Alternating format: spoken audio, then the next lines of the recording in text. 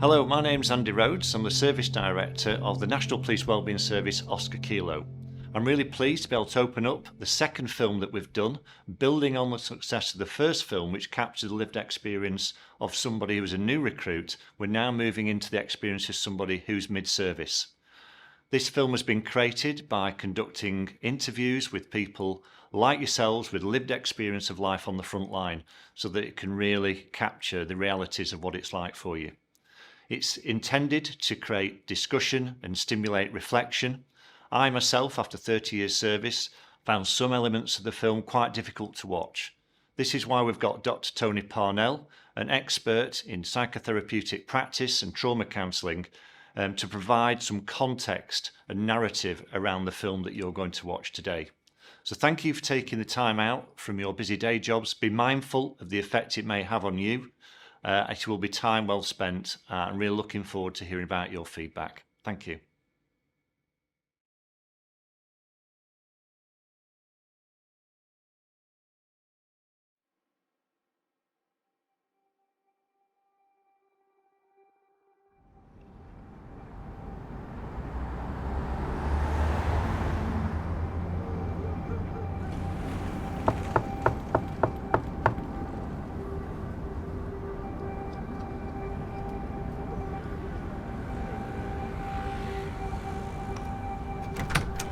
Laura? We've had a call to this address regarding an allegation of assault. Can I come in?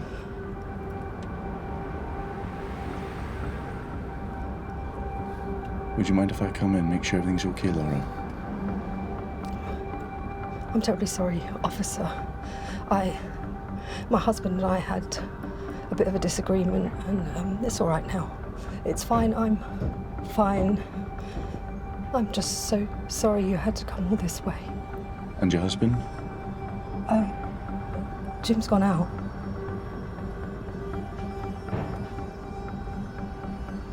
Could there be anyone else in the house, Laura? Right. I want to come inside and make sure everything's okay. Is that okay with you? Yeah? Yeah? Okay.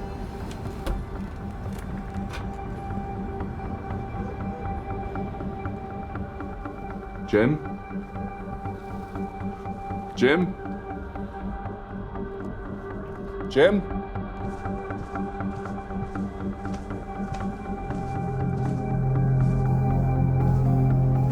Constable. I was just about I need to chat to you both about a call we've had at the station about this address. Oh, no, it's fine. We're fine. Now. Thank you. Words were said. No broken bones. And we've resolved our differences, haven't we? Yeah, so that's the important thing, yeah? Resolving your differences.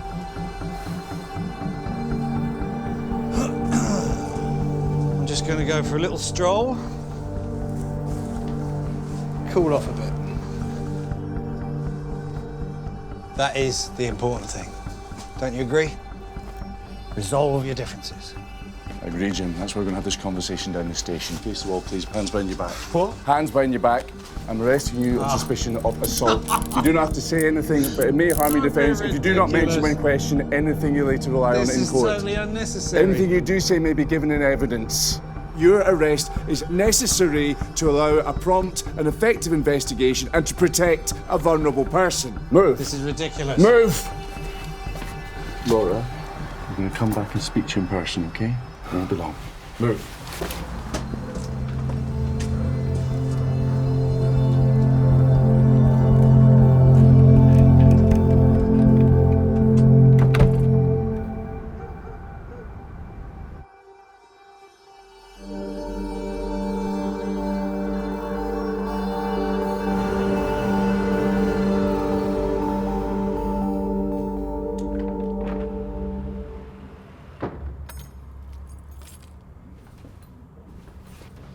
I'm sorry, love. Don't even talk to me. If we leave right now, there's a chance we Dad, can... no. It's finished. You're an hour late. Hiya. How was training? Did you get on the team?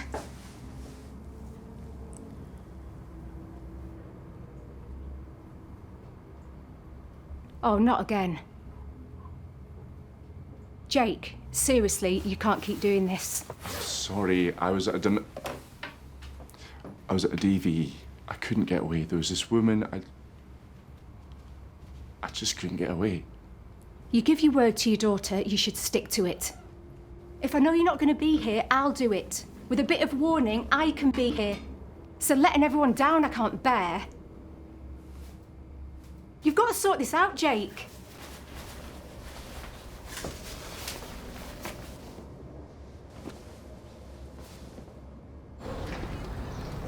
So, he's standing there, giving me the wide eye, going, I've never been involved with the police before. And I go, if you've never been involved with the police before, you wouldn't be calling me boss. That's bang on. Yeah. Oh, hey, look at you. She's definitely pleased to see us, isn't it? Yeah. You're not going to give her a stroke, Jake? No, you're all right, mate. Come here. How are you getting on in response, generally? Work's going really well, I think. Yeah, I think I'm keeping on top of things. And home life? Good, yeah, all good. Look, I'm sorry, is there a problem with my work? No, not at all.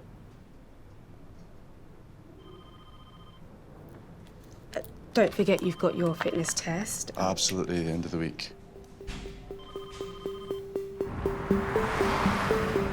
Whoa, what do you think you're doing going out this time of night? What do you think you're doing coming home at this time of night? Ruby! Ruby.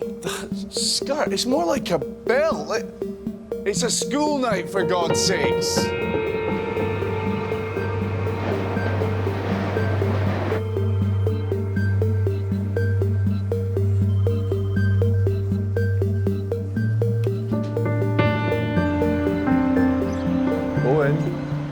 Owen, number 14. It's a very beautiful house. I'm sure it is, but it's not your house, is it? Why don't we get you home, have a nice cup of tea and some custard creams, eh? I like a custard cream. Yeah, we both do. Do we? Yeah. You have paper. You have ink. Come on, you... Go ahead.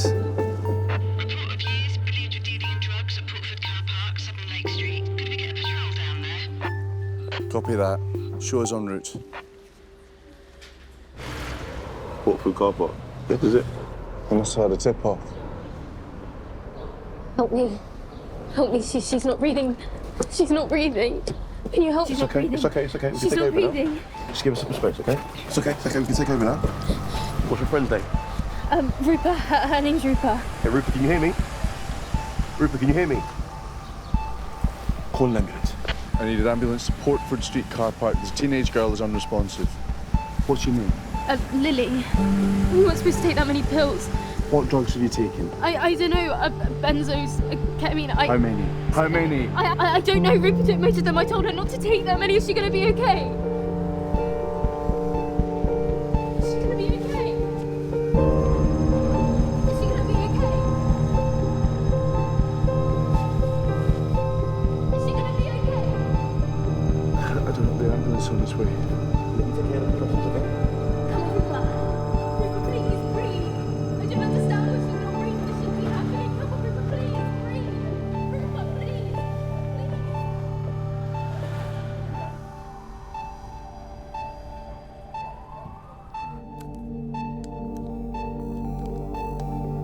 Right, we have a high risk as well from Eastgate Park.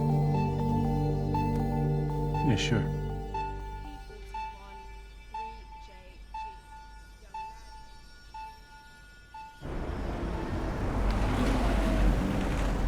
So I spoke to the dinner ladies. They said talk to the teachers. So I spoke to the teachers. Hiya, love. They said talk to the governors. And then the governor said talk to the PTA. Talk to me. All the same, you shouldn't have chips every day. Take that coat off. You take it off. Take it off. I will in a minute. I don't want to see you in that coat. Take it off now. Would you take it off now? Just do as you're told. Will you do as you're bloody told? Jake. All right. Just calm down.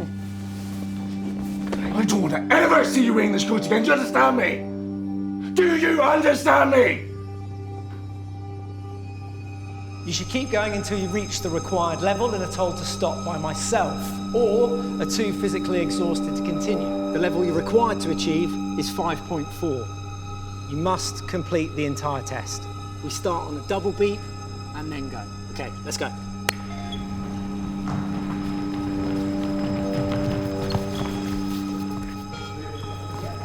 Oh, you're very good, Becky, where the heart is.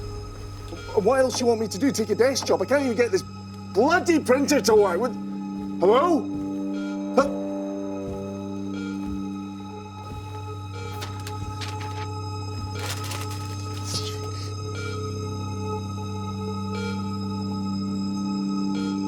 Everything okay?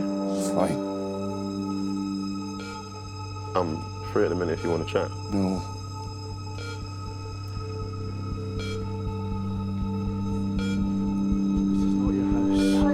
This is not your house. I recognise the wall. Look, this is not your house, man! You get lost, you pig. You leave me alone. Go away.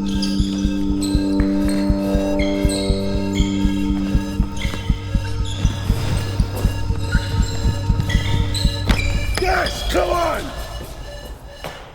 Jake? Jake? I'm fine. I'm fine. Come on, let's go. Said let's go.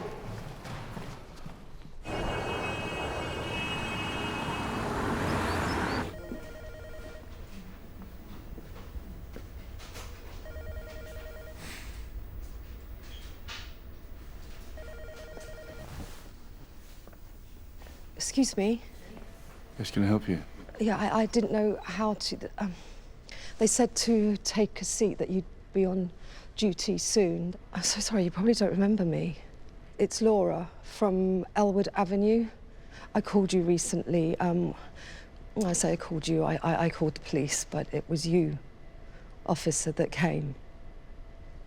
Laura, yes. So I wanted to thank you, all of you, but apparently you're only allowed to accept biscuits. He's still in custody. I've changed the locks. And for the first time in a long time, I feel a sense of freedom, I suppose. Thank you. I mean, I'm very happy for you, Laura. This is very much appreciated. I hope things go well for you, Laura. Thank you. I don't want to take up any more of your time, so that's all I wanted to say. Thank you.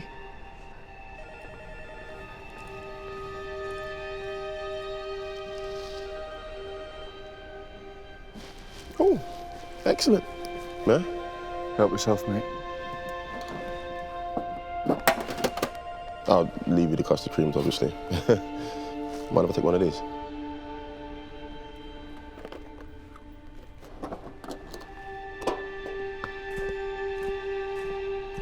Simeon, have you got a minute, mate? 4. That chat? Yeah, whenever you like. How about now? Sure, yeah, sure.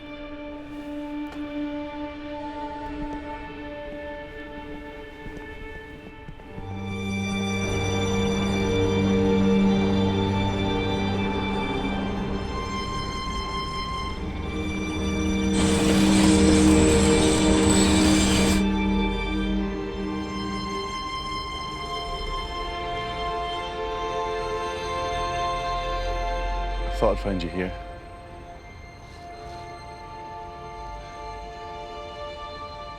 Can I talk to you, Ruby? What? I mean, can you talk to me? What about? I don't know. Football. I don't even know what position you play.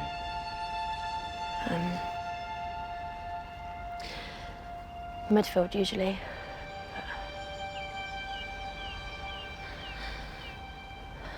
Sometimes I'm playing on the wing. You love it, don't you? There's no catch, Ruby. What do you love about it?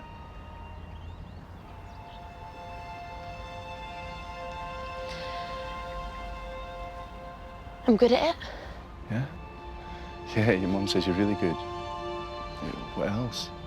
And I love scoring goals. I scored a hat-trick on Thursday. Oh, that's amazing, Rubes. I don't know, I just like it. I was thinking, maybe if I could get home from work early, say Tuesdays and Thursdays, I could... No, Dad, it's all right. It's all sorted. Martha's dad's going to take me Tuesdays and Lola's going to take me Thursdays. Good. Good, that's really great. I'd really still like to see you play, though. What about work, though? Oh, I could swing it. Or you could come to watch a match. They're on the weekends. I could.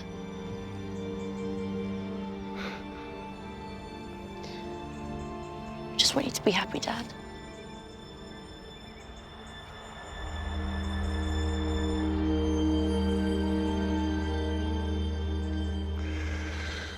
Pass us that ball. I'll show you how it's done. Ready? Come on. Beautiful. Go long. Chase it, come No, on. okay.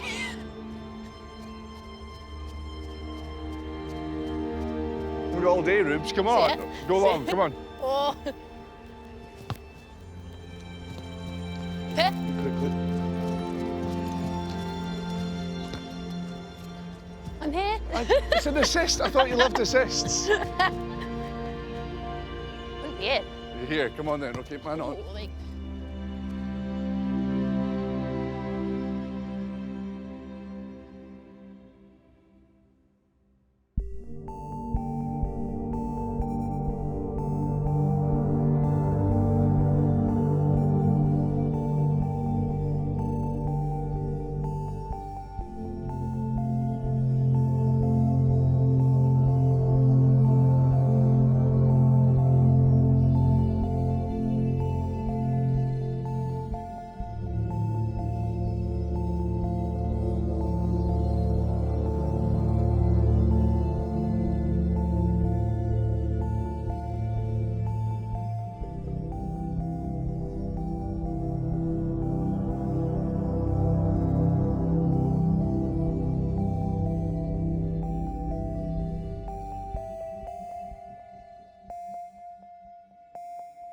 There'll be people watching this film today who will have had experienced lots and lots of traumatic events in their working life. But the moment that crosses over into something very personal for them is the moment it becomes much more difficult to engage with. And if you're engaging with lots of traumatic events on a daily basis, the chances of you being affected on a personal level becomes higher. And when that happens, speaking to somebody, having the ability to talk to somebody you trust, somebody that you feel is going to be confidential, somebody that you feel is in your corner, and more importantly, understands. Because it's often I don't want to go home and talk to my family members about the thing that's happened, because then I'm giving it to them, and they're carrying it. Yeah, sure. So I'll carry it myself, so that's where the containment comes. But when I can't carry it because it's touched something raw, like my family member triggers it for me, then it becomes very difficult to keep that containment alive. So going and speaking to somebody about how I feel, the impact it's had on me, is the starting point to make those connections between why this one and not all the others. If you're mid-term in your career, I was training. Did you the get my tension key? is there already. So when we talk about Jake being mid-term, It's not just the exposure that he's had to all the events that he's done in his job. Oh, not again. It's the tension that doing that job and having a family life that's unaffected is really quite difficult to manage. She's definitely pleased to see us, isn't it? Yeah. You're not going to give her a stroke, Jake? No, you're all right, mate. Simeon is a person who understands what Jake's going through. He does the same job. And one of the biggest things that Simeon offered is he gave him time, he offered him support, but he didn't push it. He didn't force it on him. He didn't make him sit down and talk. He offered to speak to him. He offered to listen to him. But when it was rejected initially, as it was, he stood back. And that's fine. And I think it's a really big statement to make. That's a really important thing to offer somebody. Because not everybody's going to be ready to do things at your time frame. They're going to be ready at their time frame. And so if you can be flexible in that, if you can be consistent, and one of the most important thing he offered was consistency. We often want people to be where we want them to be. And it's a real challenge that if you can be on their time frame, it makes it much easier.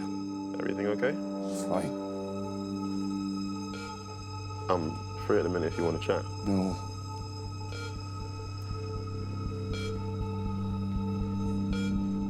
Every now and again, we get those moments where somebody says, what you did made a difference to me. I don't want to take up any more of your time, so that's all I wanted to say. Thank you.